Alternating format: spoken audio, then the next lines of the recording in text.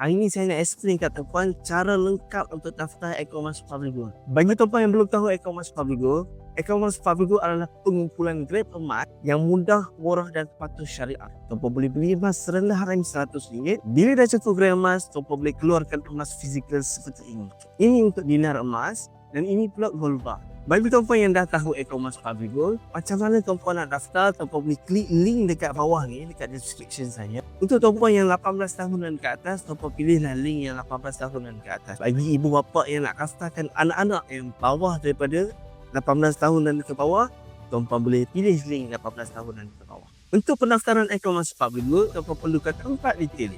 Yang pertama, tuan perlu isi nama penuh seperti macam dalam IC.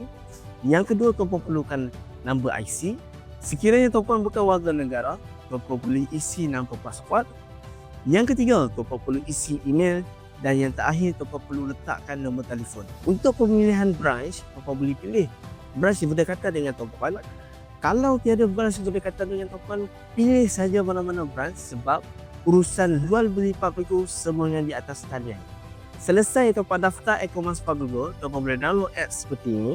Untuk login tuan, di username tuan masukkan nombor IC dan password pun tuan masuk nombor IC. Ini adalah untuk temporary account sahaja tuan.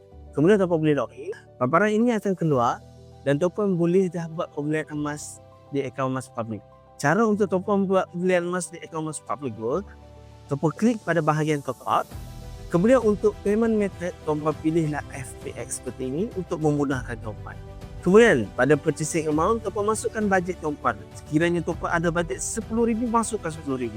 Kalau bajet tuan RM5,000, masukkan RM5,000. Okey, tetapi minimum pembelian adalah RM100.